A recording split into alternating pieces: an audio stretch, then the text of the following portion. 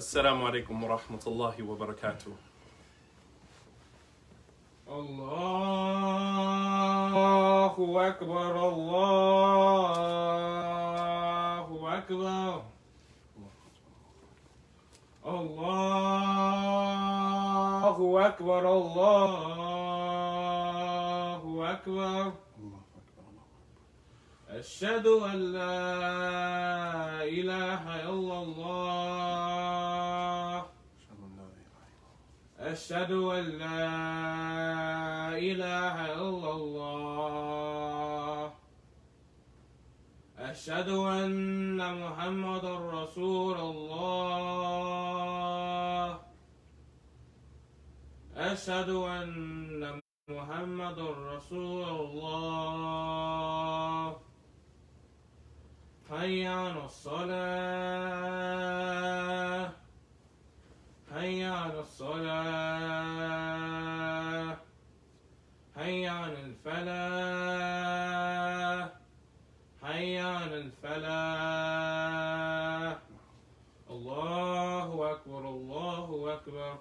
لا إله إلا الله. لا إله إلا الله. اللهم رب هذه الدعوة التامة والصلاة القائمة آت محمدا الوسيلة والفضيلة وبعثه اللهم مقام محمود الذي وعد إنك لا تخلف الميعاد. إن الحمد لله نحمده ونستعينه ونستغفره ونعوذ بالله من شرور أنفسنا وسيئات أعمالنا. من يهده الله فلا مضل له ومن يضلل فلا هادي له.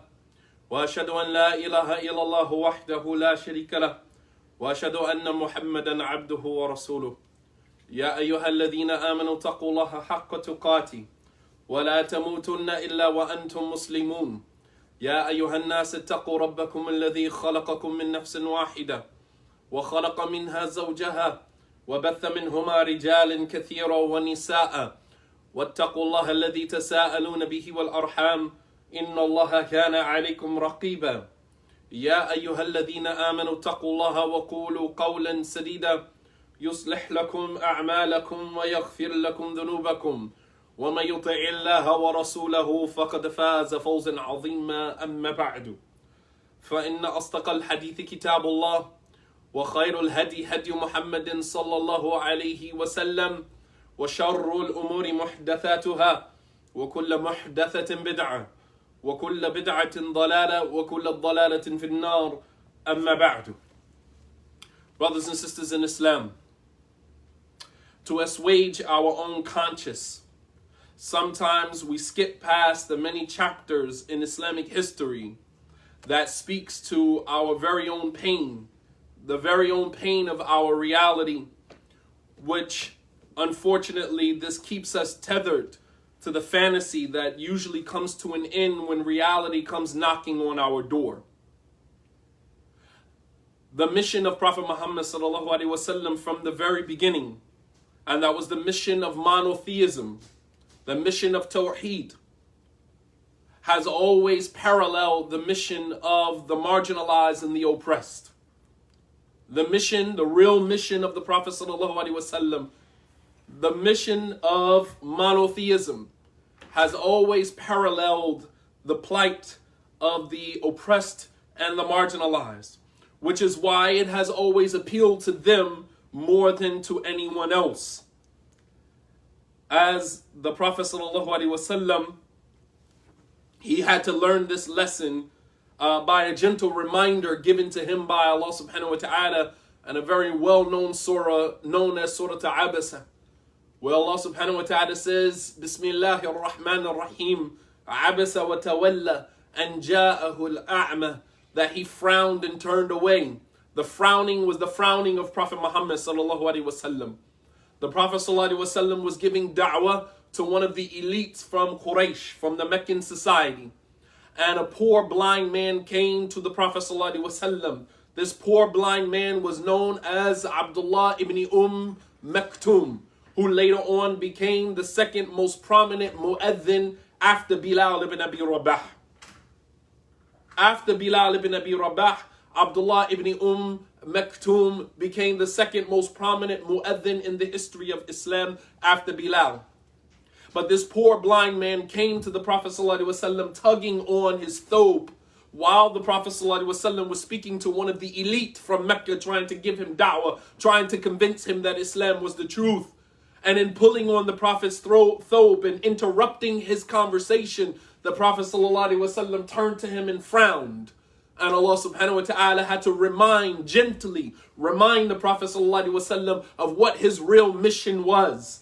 In that moment, in that little space, when the Prophet ﷺ frowned at Abdullah ibn Maktoum and frowned at him because he interrupted his conversation with one of the elite from Mecca, in that moment, Allah subhanahu wa ta'ala had to gently remind him what his real mission was.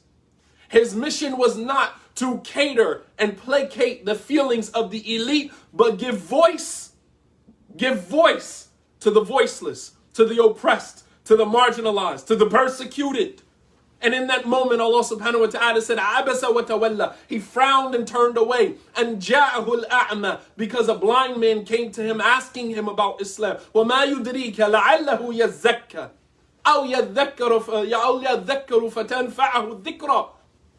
What will make you know that the person that you are giving da'wah to, that you are trying to convince so much to convert to Islam? It kind of reminds you of what many Muslim elites in this country do. We try to placate the feelings of the elite of our country. See, we're not terrorists. See, we're good Muslims. See, we'll call the cops on other Muslims. See, we'll trade on our brothers and sisters in Islam. See, we'll dance in the middle of the street with gays and homosexuals and lesbians. See, we'll placate the feelings of the elite to make you believe that we are okay, that you can accept us. We'll do that. At the expense of what? At the expense of ignoring what is staring us right in our face. The marginalization, the ostracization, the oppression, the persecution of the main people who are the followers of the prophets and messengers. We'll dance in the street with homosexuals and lesbians. We'll stand in solidarity with homosexuals and, the LGBT community. But we'll completely ignore what is staring us right in our faces. We'll completely ignore the people within our ranks, within our ummah, who are direct targets of oppression, of persecution, of marginalization. As a matter of fact, we'll marginalize them even further, even within the ranks of Islam. We'll further marginalize them even within the ranks of Islam. This is where we are today. Totally missed the target, totally missed the point. And Allah subhanahu wa ta'ala had to remind the Prophet sallallahu alaihi wasallam where your real mission lies. Your mission is not in placating the feelings of the elite. Your mission is giving virtue, giving voice to the voiceless. That is what your real mission is. Meanwhile, we'll hold 3-day conferences and lectures in one of the poorest cities in America, collect millions of dollars, and then leave out of the city, taking our money with us. Not give a damn about the poor and the marginalized, the oppressed within that city. This is where we are today. Totally missed the mark. And it will scream at the top of our lungs that we're Muslims, we're practicing Islam, we're forward thinking. MashaAllah, tabarakallah. It seems like backwards thinking to me. Doesn't seem much of forward thinking to me in my estimation. Nonetheless, Herakl, the Persian the Byzantine emperor, he had a conversation with Abu Sufyan, and he asked Abu Sufyan a couple of questions about the Prophet ﷺ and his mission. One of the questions that he asked Abu Sufyan, he said, أَأَشْرَفِ النَّاسِ يَتَّبِعُهُ أَمْ دُعَفَاؤُهُ? He said, asking Abu Sufyan, who follows Muhammad? Pay attention to this, because we need to refocus. What we see happening today, what we see happening today, the riots in Minnesota, what is happening in Flint, Michigan with water, what is happening in Newark, New Jersey with water, what we see happening all around us, what we see happening is just a repeat of society, repeat of history, because we did not learn the lesson the first time. The lesson will continue to repeat itself over and over and over again until we learn the lesson. We didn't learn the lesson the first time, the second time. So it constantly keeps repeating itself. And perhaps this is a good thing because it brings us out of our comfort zone. We need to be brought out of our comfort zone. The first step to moving forward is to step outside of your comfort zone. And that is what is happening right now. It's unfortunate that many innocent lives have to be taken in order for us to start realizing where we are. We are in the middle of a war. We are in the middle of a war. And African Americans are the target. Make no mistake about that. What part of that don't we understand? But Herakl, he asked Abu Sufyan a bunch of questions. One of the questions he asked Abu Sufyan, he said, أَأَشْرَفِ النَّاسِ يَتَّبِعُهُ أَمْ دُعَفَاؤُهُ? He said, who follows Muhammad? Is it the Ashraf al-Nas? Is it the elite from Mecca? Or is it du'afa'uhum? Or is it the weak and the oppressed and the marginalized? Who follows this man Muhammad? Who are his followers? And Abu Sufyan said, du'afa'uhum.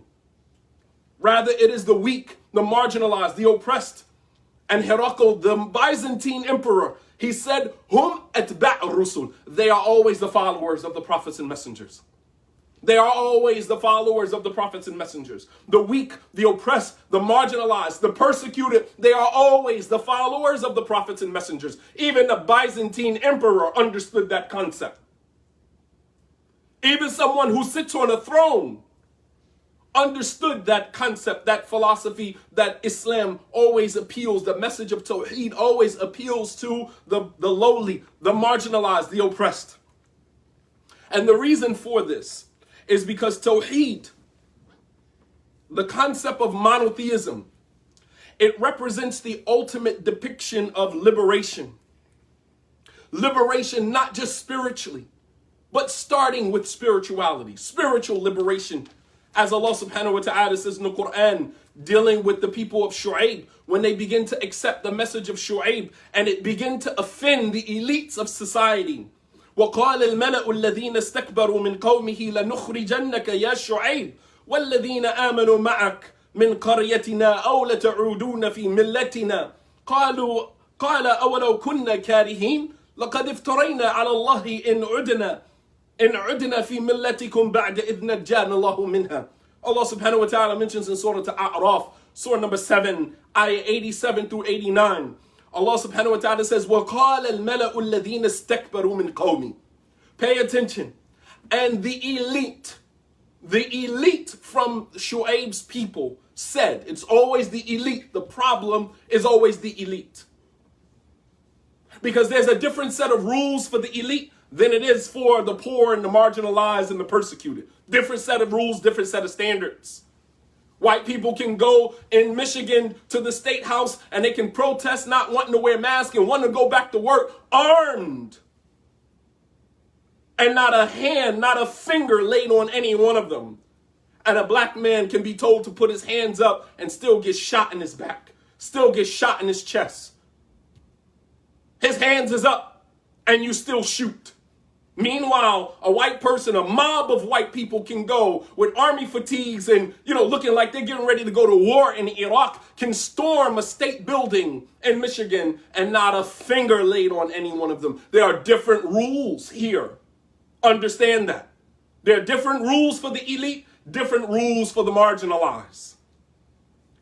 Allah subhanahu wa ta'ala says, وَقَالَ الْمَلَأُ الَّذِينَ اسْتَكْبَرُوا مِنْ قَوْمِ. The elite from the people of Shu'aib, they said, لنخرجنك يا شعيب والذين آمنوا معك من قريتنا أو لتعودون في ملتنا. We are going to remove you. We're going to exile you, O Shu'aib. We're going to exile you. This is the elite. They say to us all the time, go back to your country. You don't belong here.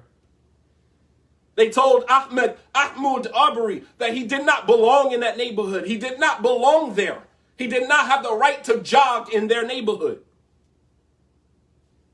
You don't belong here. They tell Arabs, go back to your country. They tell Pakistanis, go back to your country. You don't belong here. The elite. at least in their mind.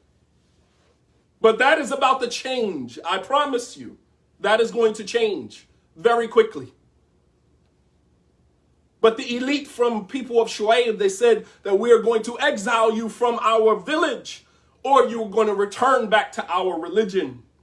Because when toxic people can't control you, they try to control how other people see you. But the initial issue with toxic people is that it's control. You are going to either come back to our religion, or we're going to exile you from our village. And Shu'aib and his people, they retorted with, أَوَلَوْ كُنَّا كَارِهِينَ, even if we detest your religion, even if we don't agree with your religion, even if we don't buy into your democracy, even if we don't buy into the whole voting system, it's all a game. Even though we don't buy into it, we use our intellect. أَوَلَوْ كُنَّا كَارِهِينَ, even though we dislike it, we detest it. قد افترينا على الله كذبا إن عدنا في ملتكم بعد إذ نجانا الله منها. We would have lied in the face of God if we return back to your religion after Allah subhanahu wa ta'ala has saved us from it. We would have lied in the face of God if we turn our backs on what is happening in front of us right now. If you woke right now, say alhamdulillah that you woke. If you woke right now and you see what's happening and you are bothered by what's happening, say alhamdulillah, because at least you have a pulse. At least you're woke. There's some people who could care less. To them, it's just another Negro dead, another black person dead, business as usual. And I'm talking about African Americans. Better believe there's some people who are not outraged. Some people who could care less, just waiting for the mall to open, waiting for the movie theater to open so we can get back to some normalcy. Meanwhile, abnormality is staring you right in your face. But Tawheed represents the ultimate depiction of liberation, not just spiritually, but also socially, also emotionally, also financially, all of the elements that are necessary for an individual's independence, that those who are marginalized and oppressed are denied living in a hierarchical society. All of the elements that are necessary for a person's independence, that is what Tawheed represents. Tawheed is not just liberation spiritually, but liberation emotionally, liberation psychologically, liberation mentally, liberation, financially. All of these different elements that are necessary for a person's complete independence on anything and anybody other than God. That poor and marginalized, persecuted individuals are denied living in a hierarchical society. Prophet Muhammad sallallahu alaihi wasallam, he emerged with the message of Tawheed, not realizing that his mission as a prophet would align almost perfectly with the plight of those who are marginalized and oppressed, who would be the first converts to his religion, the first people to accept his message of Islam. And this came with a tremendous responsibility and a higher level of sacrifice. The Prophet ﷺ would come to know later on that his message of Tawheed, his message of monotheism, would align almost perfectly with the plight of those who are marginalized, oppressed, and persecuted in his society, in his environment, which added another layer of responsibility and called for a greater level of sacrifice on his part. Something that many Islamic preachers and teachers and imams and scholars have yet to actualize.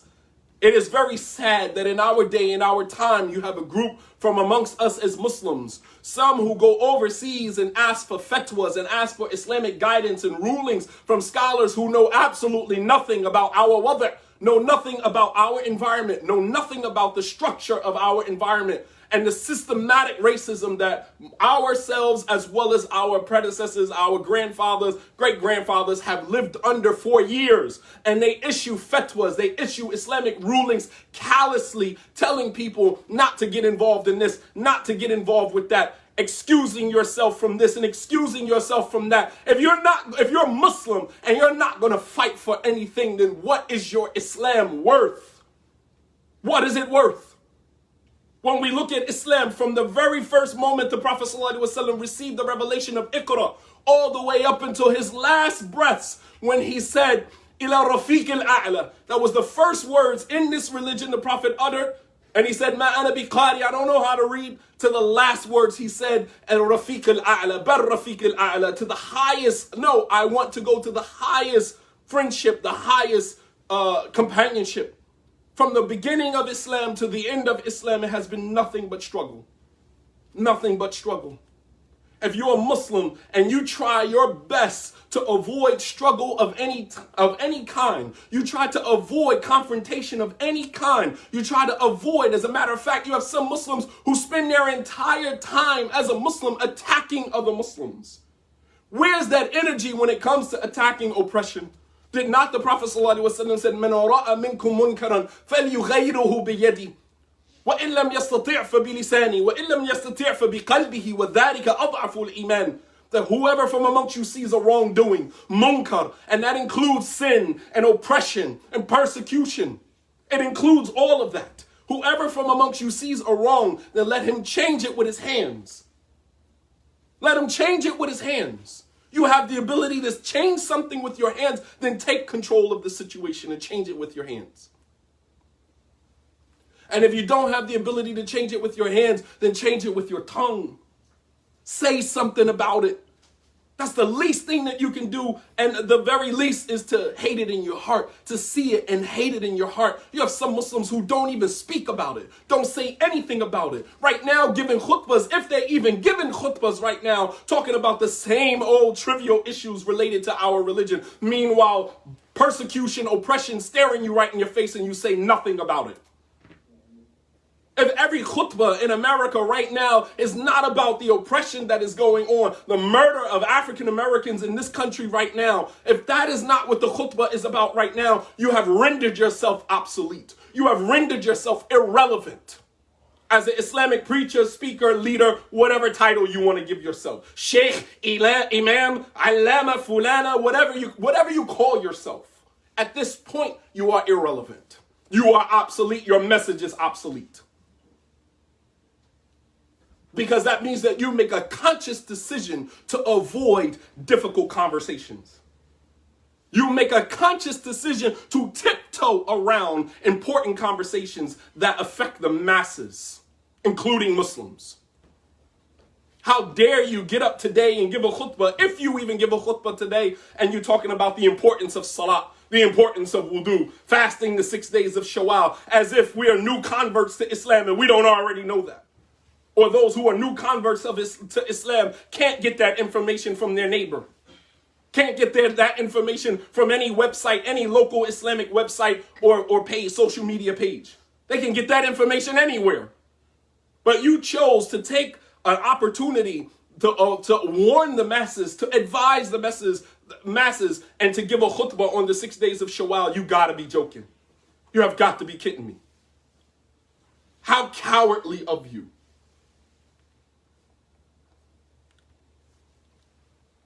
But we try to find ways to, exempt ourselves from getting involved. To exempt ourselves from involvement in any type of struggle under the guise that it is not our problem. Oppression anywhere is oppression everywhere. I don't care who's being oppressed. Oppression anywhere is oppression everywhere. I don't care who it affects. The Prophet ﷺ never saw the Prophet ﷺ saw an animal being oppressed. He saw one of the Sahaba beating his animal, beating his camel, beating the donkey. A donkey is something is an animal that's worthless. It just carries heavy loads, but it moves so slow. But it was worthless in that particular period. One of the Prophet ﷺ's companions, the Prophet turned around and saw him beating his donkey. And the Prophet intervened. He said, why don't you let me purchase that donkey from you? Let me buy that from you. And I'll give you the money when we reach Medina. The Sahabi said, yes, but give me permission to ride the animal until we get to Medina. The Prophet said, you got permission, but don't hit the animal again. Don't beat the animal again. This is an animal. He intervened, seeing an animal being oppressed. You really think that the Prophet ﷺ would live in this environment, see African American men and women being shot down, being brutalized by police officers, and not say anything, not get involved? What type of religion are we practicing? What version of Islam? Please tell me. It's almost like this is the new version of Islam. Where is the old version, the Old Testament of Islam? We want the Old Testament of Islam, not the New Testament, where we sit behind computers and we type, oh, mashallah, this and that, and we get 100 likes, 1,000,000 likes. Mashallah, you got 1,000,000 likes for your post, but you're doing that from behind the computer. And you won't get involved to any point beyond that. It doesn't go beyond your keyboard. You're activists only on social media. You're activists only from behind your keyboard. You're activists only when it's convenient for you. You're activists only when it involves likes and shares and retweets and reposts. That's the only time that it matters. But the Prophet ﷺ, he had to realize that by aligning himself with the poor and the marginalized, that the Prophet ﷺ was going to have to share in that. And I think that that's what some Muslim leaders fear. They fear that if I align myself with these people, that number one, it's going to mess up my brand. For some of us, our brand means everything. Our brand means everything. Freak you and your brand. Freak you and your brand, because that's all that matters. I don't want to align myself with this brother because of my brand. It's going to mess up my brand. I don't want to speak on this platform because it's going to mess up my brand. I don't want to involve myself in this because it's going to mess up my brand. We become slaves to our brand, our brands. We become slaves to that because the brand dictates where you go, where you don't go. What about your Islamic principles? What about your Islamic principles? Shouldn't that be the deciding factor? Shouldn't your Islamic principles take precedence over your brand? But we're slaves to our brand, whatever the brand dictates. And this is why Islam has become so commercialized. This is why Islam is so commercialized today. The Islam that you guys love so much. That you break your neck spending hundreds of dollars to go to these 3-day conferences only to be put to sleep. Because they're not talking about anything that's going to raise consciousness, raise awareness, and ignite a fire in you to go change. You're going to 3-day conferences and you're going to all of these webinars and seminars to be rocked to sleep. And some of you need to stay asleep. Some of you need to stay asleep. Stay exactly where you are. As Allah says about the hypocrites, that in kharaju fikum ma zalukum illa khabala, that if they were to come out with you, they would have only increased you and being more of a liability. They don't add anything to you. They don't add anything to what you bring to the table. Matter of fact, they're more of a liability to you than they are an asset. So the Prophet ﷺ realized that by aligning himself with the poor, the marginalized, the oppressed, that he was going to himself share in the oppression, the marginalization, and the ostracization that his followers were subjected to.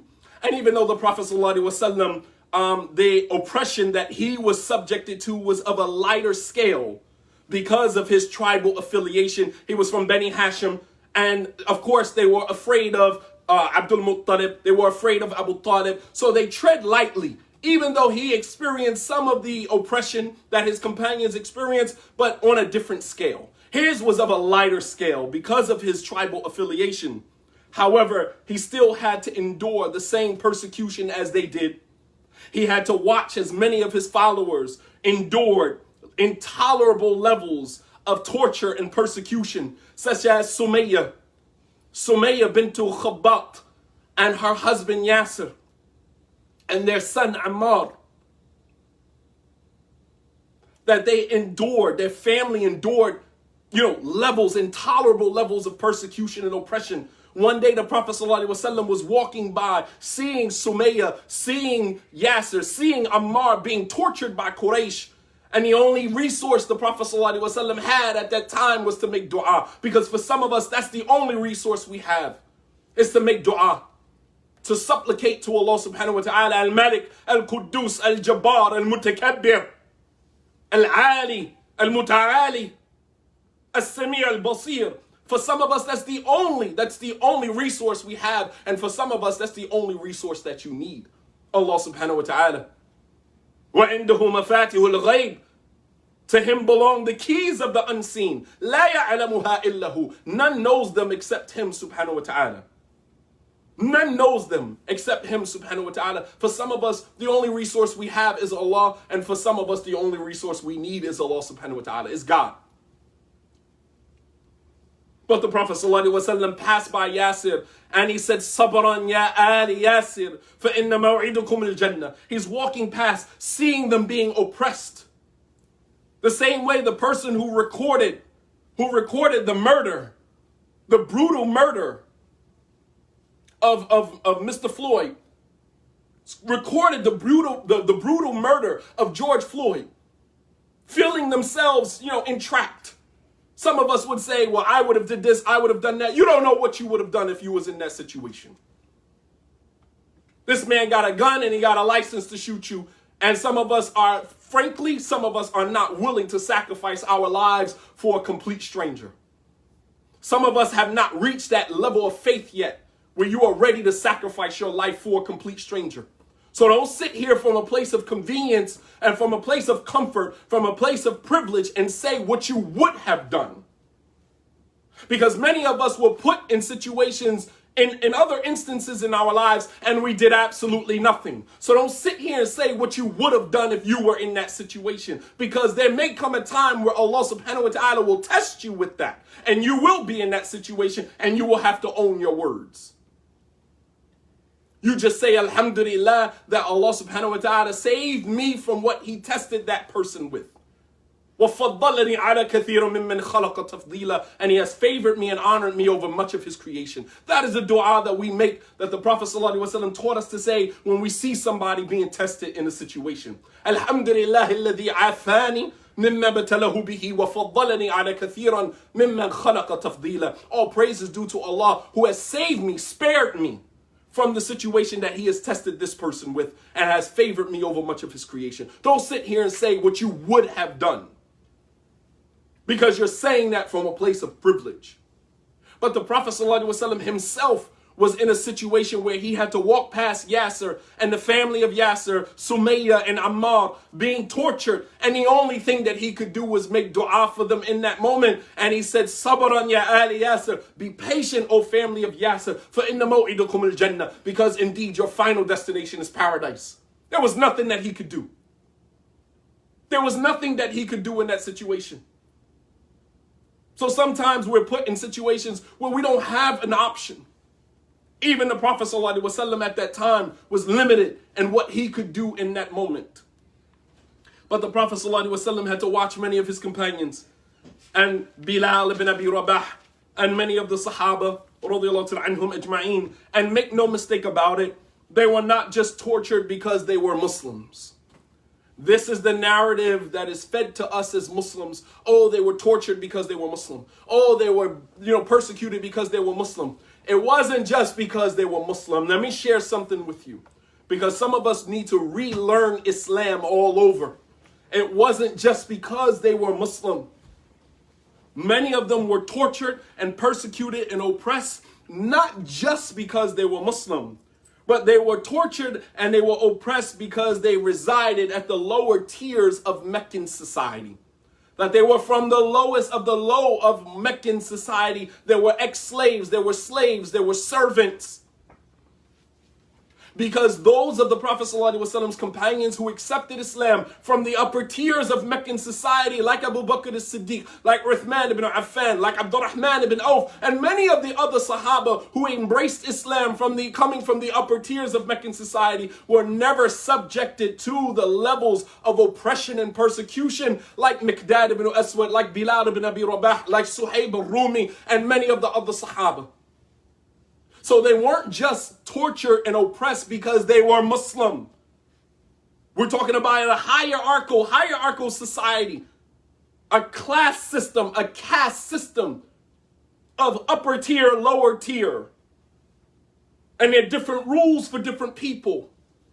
That's not to say that many of the Sahaba who came from the upper echelons of Meccan society did not experience levels of persecution, but never on the level of Bilal, never on the level of Miqdad, never on the level of Yasir and his family, never on the level of any of the Sahaba who come from the lower tiers of society. So it wasn't just because they were Muslim, but it was also because they were Muslim and they had the audacity to embrace the religion of Islam and liberate themselves from the shackles of the oppressive society that we know today as Mecca.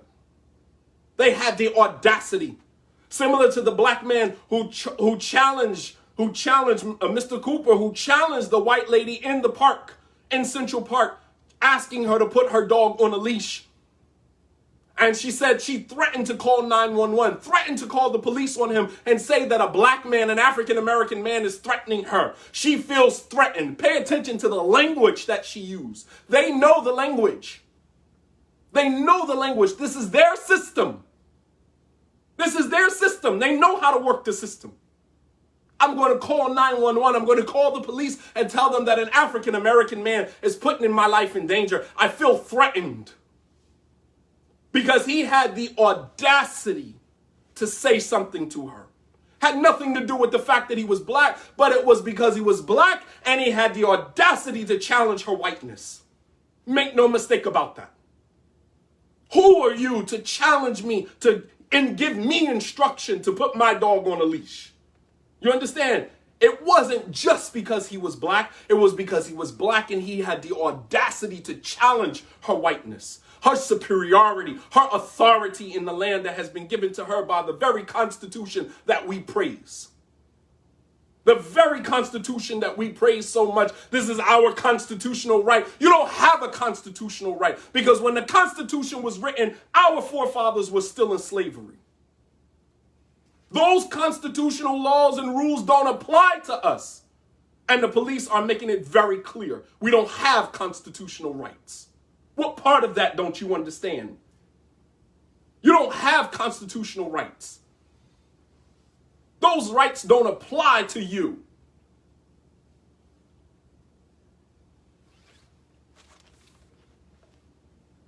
But the Prophet ﷺ, he had to watch as many of his companions were tortured. Rather, there were many women who were also subjected to extreme levels of torture, not just because they were Muslim, not just because they were slaves and servants, but also because they were Muslim women. They were women. Just because they were from the lower tiers of society and they were Muslim, but also because they were Muslim, they were women. Yes, pre-Islamic Arabia was just as misogynistic and patriarchal yesterday as it is today. Make no mistake about it. Make no mistake about that. It was just as misogynistic and patriarchal yesterday as it is today. To the highest level, to the highest order. And these women, there was a woman by the name of Zanira al-Rumiyya. This woman who came from Rome, along with Suhaib al-Rumi, who also came from Rome. And they converted to Islam. And because they were not Arabs, they were not from that environment, they were treated like the lowest of society. But Zanira, who Quraysh would burn metal and place it on her skin, separating her skin from her bones. She ended up losing her eyesight because of the torture of Quraysh. Quraysh tortured her so much, she ended up going blind. And when she went blind, Quraysh, they yelled, and in happiness, they said, "Ma asaba basaraha illa Lat wal Uzza." That she only went blind because our gods, Lat and Uzza, they cursed her. Sound familiar? That Christianity was imposed on African Americans, Christianity was imposed on blacks, or whatever term you refuse or you choose to use for yourself to identify. And because that's even part of the problem, is who do we even identify with? Many of us don't even know who we are. Some say African American, some say black, some say I'm, Hebrew, some say I'm this, I'm that. We haven't even united on an identity yet. That's the start of our issue. We haven't even identified who the hell we are at this point. Still conflicted and confused on who we even are.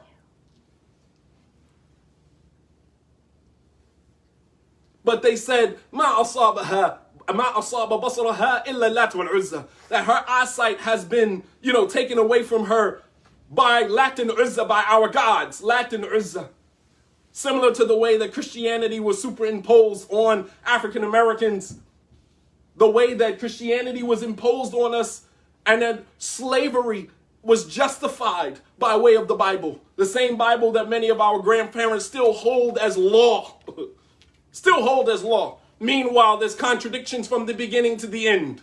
But they hold it as law. And it was the same book that many of the slave owners used to justify the punishment that they inflicted on them. And we still hold that book as law. I'm sorry. I'm sorry. But they said that her eyesight was taken away from her because of Lat and Uzza. And Zanira, she replied by saying, والله ما هو كذلك ما تدري اللات والعزى ما يعبدهما ولكن هذا أمر من السماء والله قادر على أن يرد علي بصري فرد الله عليها بصرها. Allahu Akbar. Zanira, even while she went blind, and they were praising Lat and Uzza for taking her eyesight out because she was just some slave woman that they beat and they tortured because she had the audacity to challenge their society as a woman, as a servant, and as a Muslim. Zanira said, Wallahi, it wasn't Lat and Uzza that took my eyesight. She said, as a matter of fact, Lat and Uzza don't even know who worshipped them. They're idols. She said, but this was a matter that was decreed from above the seven heavens, meaning Allah subhanahu wa ta'ala. And Allah has the power to return to me my eyesight, which Allah subhanahu wa ta'ala eventually returned to her eyesight. And Quraysh, they said, هذا سحر من محمد, هذا من سحر محمد. This is from the magic of Muhammad. The magic of Muhammad turned this woman's eyesight back to her. These were women who were tortured, not just because they were Muslim, not just because they were from the lower tiers of society, but because also she was a woman and she had the audacity to challenge, the standards that have been set in their society. Abu Bakr radiallahu anhu eventually purchased Zanira, but he didn't realize that Zanira was already free. Abu Bakr radiallahu anhu, he purchased the freedom of Zanira, the physical freedom, but he didn't even know that Zanira was already free. She was already free. There was another woman by the name of Sharik, Ghaziyah bint Jabir, that they would pour hot honey on her so it would stick to her skin. And then they would take her out into the desert and they would throw her, they would bind her arms and her feet together and throw her down on the hot sand and let the hot sand stick to her skin and burn her skin up. They would not feed her for days. And she got exposed because as Ibn Abbas mentioned, that when she first converted to Islam, she used to enter upon the women in Mecca, giving them da'wah in secret, calling them to Islam in secret, and then someone told on her, snitched on her, and Quraysh grabbed her and began torturing her. These are just some glimpses of the torture that the Prophet ﷺ had to observe. As we sit here and we're watching African American after African American after African American being slaughtered in the streets, we are observing blatant oppression. We are observing, many of us helpless, observing great oppression.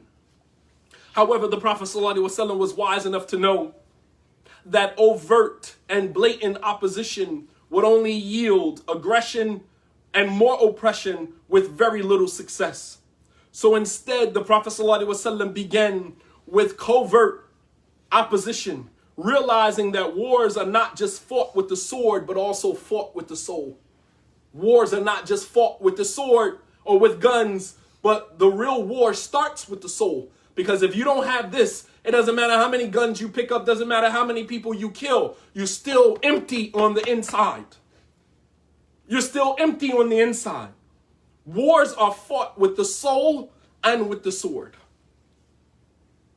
بارك الله لي ولكم في القرآن العظيم ونفعني وإياكم بما جاء فيه من الآيات والذكر الحكيم أقول ما تسمعون أستغفر الله لي ولكم ولسائر المؤمنين من كل ذنب فاستغفروه إنه هو الغفور الرحيم.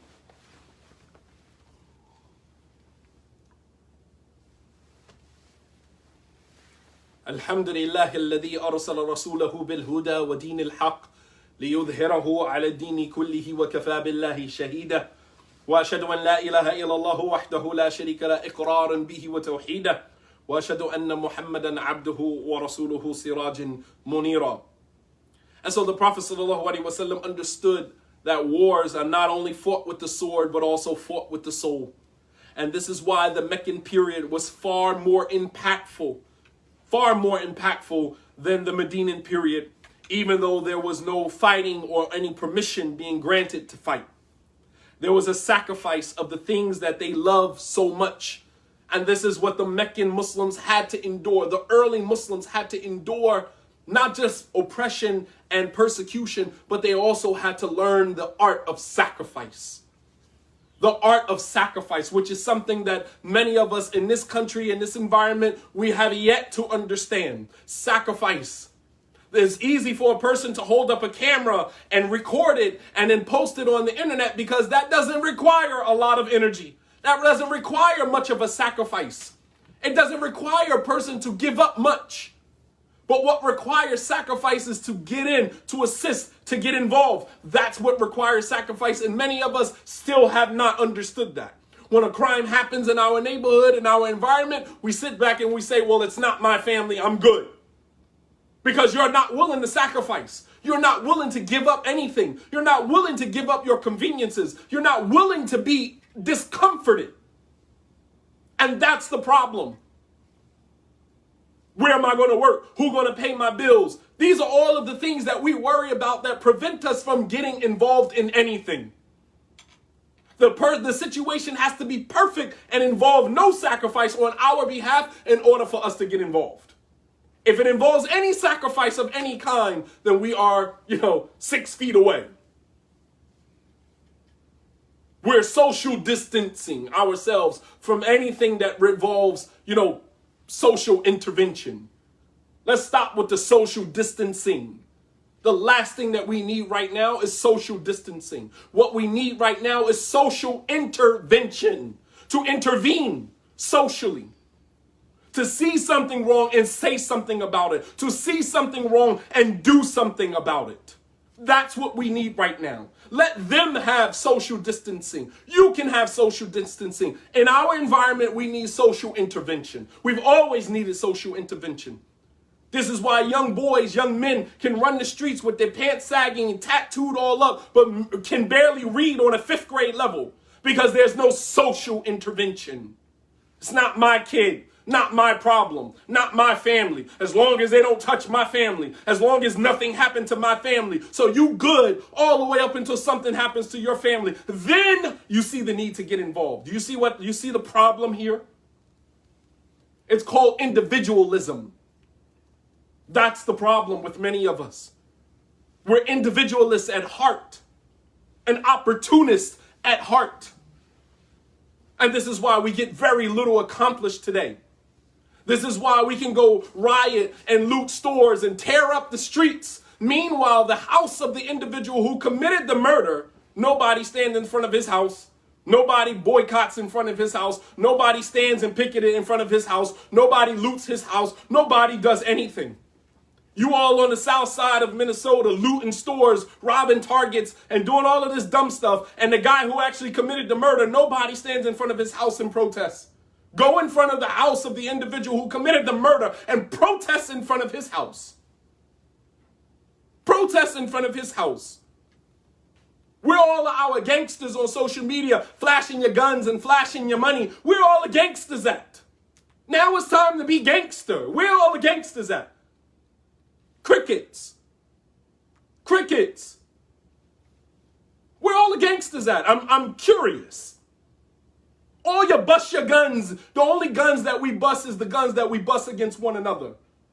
The only time we gangster is when it applies to us as African Americans. That's the only time we gangster. The only time that a person has to check in when they go to a city or go into an environment is when you're black. I'm amazed. Oh, you come to LA, you got to check in. That only applies to black people, right? Black people are the only people that got to check in. Meanwhile, white people get to live in luxury in LA and nobody has to check in. Only black people got to check in. I got you. This slave mentality that we have. It's sad. It really is. It really is. And as an African American, I reserve the right to criticize us. I reserve the right to criticize.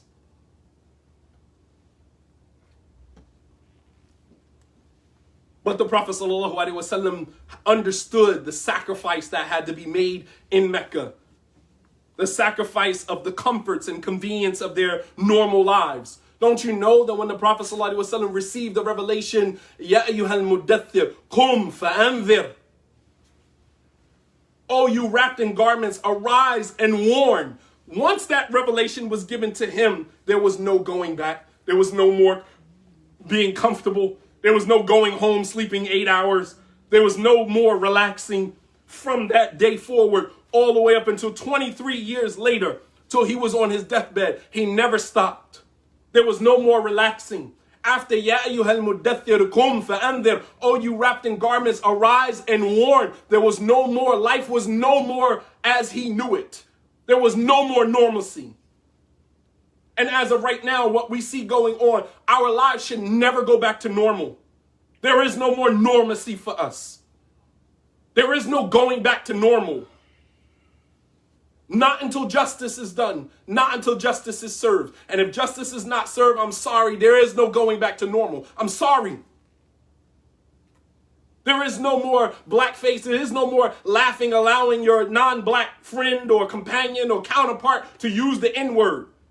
No more of that. You don't get to use the N-word. You don't get to say nigga. Adult Pakistani, I don't give a damn who you are. You don't get to use nigga anymore. You don't get to use that anymore. Ain't no more normacy at this point. Not until justice is served. And until we have that mentality, history will continue to repeat itself over and over again. You still going to the game, still can't wait the football season starts so you can still go to football season, still go to the game, still go to basketball. Basketball players still going to play basketball. Football players still going to play football. And the show goes on. For some. And then for others, to hell with your football game and your basketball game, your soccer game, and all of that. I don't support any of it. Not until justice is served. I'm sorry. Things don't go back to normal until justice is served, until our voices are heard, until our skin color is recognized. Don't say to me that we're just Muslim and I don't see color. No. You're going to see color today. You're going to see color today. Don't tell me I was raised as a Muslim never to see color and we're all just Muslim brothers and sisters. Man, miss me with that. No. You will see color today. Because it's because of that thinking that allows you to detach yourself from our plight. That you can wear Adidas tracksuits, you can wear Jordans, you can get the mohawk, you can appropriate black culture all the way up until it's time for you to get involved with black culture. And then I don't want to get involved. And then, I understand you guys' plight. I understand your struggle. Now, I don't understand my struggle from on the other side of the line. Understand my struggle on this side of the line. All of you who have Arab friends, Pakistani friends who make jokes and, about your culture and appropriating your culture, stop letting people do that. Stop giving them a pass to do that because they don't respect you. They respect what you contribute to the culture, but they don't respect you. And I'm sorry, if you're not African American, you're not allowed to use the N-word in my presence. I'm sorry. Things don't go back to normal after this. Not until justice is served, period. And so there was a sacrifice of the things that they loved so much. There was a sacrifice of the comforts and conveniences of life as they knew it. They knew once they uttered La ilaha illallah Muhammadur Rasulullah, there was no going back. There was no going back. Once your eyes are open to what is happening in front of you, there is no going back. Allah subhanahu wa ta'ala says in the Quran, لَن تَنَالُوا الْبِرَّ حَتَّى تُنْفِقُوا مِمَّا تُحِبُّونَ, that you will never achieve righteousness until you sacrifice, you give from what you love. You got to give up what you love. You got to sacrifice what you love. And this is what we are missing in this generation. There's no desire for sacrifice. We will only help and extend ourselves to the extent of our convenience. The moment we are inconvenienced, the moment we are discomforted, that's where our assistance stops. That's where it stops. And that's the problem. And so the Prophet ﷺ, he understood that they had to sacrifice what was, convenient and what was comfortable for what was important. What was really important. They had to realize what was really important, which makes their fighting even more goal-oriented. And makes their fighting more goal-oriented rather than emotionally charged and accomplishing very little. And finally, when permission was granted to the Sahaba to fight, they were oppressed. Because they were oppressed for so long, they fought with vigor and they fought with purpose. Because of the years of sacrificing and the realization of the real goal. So when permission was finally given to them to fight, they fought with vigor. They fought with enthusiasm. They fought because they fought with a purpose. As Allah subhanahu wa ta'ala says in the Quran, أُذِنَ لِلَّذِينَ يُقَاتَلُونَ بِأَنَّهُمْ ظُلِمُوا وَإِنَّ اللَّهَ عَلَى نَصْرِهِمْ لَقَدِيرٌ الذين أخرجوا من ديارهم بغير حق إلا أن يقولوا ربنا الله ولولا دفع الله الناس بعضهم ببعض لهدمت صوامع وبيع وصلوات ومساجد يذكر فيها اسم الله كثيرا ولينصرن الله من ينصر إن الله لقوي عزيز. In Surah Al-Hajj, Surah number 22, ayah 39, very powerful ayah. Allah subhanahu wa ta'ala finally gives permission to the Sahaba to fight. After all of these years of suffering, persecution, and oppression, and marginalization, and ostracization, after all of that, finally Allah subhanahu wa ta'ala gives them permission to fight. Because God is always on time. Allah subhanahu wa ta'ala is always on time. Allah says, أُذِنَ لِلَّذِينَ يُقَاتَلُونَ. Permission has finally been granted to those who have been fought. بِأَنَّهُمْ ظُلِمُوا. Because they were oppressed and they were persecuted. وَإِنَّ اللَّهَ عَلَى نَصْرِهِمْ لَقَدِيرٌ. And Allah has the power to give them victory. الَّذِينَ أُخْرِجُوا مِنْ دِيَارِهِمْ. Those who were exiled from their homes. بِغَيْرِ حَقٍّ. Without due right. إِلَّا أَن يَقُولُوا رَبُّنَا اللَّهُ. Except for no other reason other than the fact that they say Allah is my Lord. And then Allah says, if it wasn't for the fact that Allah repelled one group by another, then many monasteries and synagogues and churches and mosques would have been destroyed. Meaning people get involved. Houses in which Allah subhanahu wa ta'ala's name is remembered would have been destroyed. وَلَيَنْصُرَنَّ اللَّهُ مَن يَنْصُرُ. And Allah will assist and aid those who assist and aid Him. That if we are down for the cause of Allah subhanahu wa ta'ala, then Allah will aid us and assist us. But if we're down for our own personal causes, individual cause, then that's a problem. The Prophet ﷺ began this mission with challenging the mentality of the people, challenging the mental and psychological, thoughts and philosophies of the people in Mecca, the psychological revolution before the physical revolution. For what is it good to be liberated physically while people are still in psychological and mental bondage? You need to look no further than Bani Israel, who Musa alayhi salam freed them from the bondage, the physical bondage of Fir'aun, yet they were still slaves mentally, because soon Musa left to go receive revelation from Allah. What did they do? Melted their gold down, created a calf, and they began to worship it. You understand? That's psychological damage, psychological, subjugation. So even though they were freed physically, psychologically, they still could not remove themselves from that bondage that was there. So the Prophet ﷺ understood the importance of the psychological liberation before the physical. And part of this liberation process was getting them to understand that true servitude belongs to none other than Allah subhanahu wa ta'ala. True servitude belongs to none other than Allah subhanahu wa ta'ala.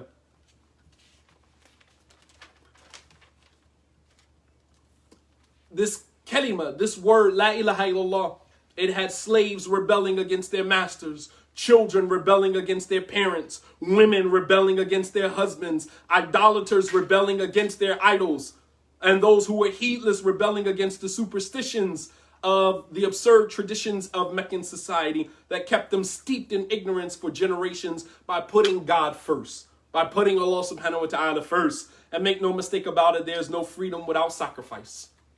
there is no freedom without sacrifice. Rather, there's freedom because there is sacrifice. There is freedom because there is sacrifice. The revolution started in Mecca with the soul, and it ended in Medina with the sword. And in the words of Malcolm X, sometimes you have to pick up the gun in order to put down the gun.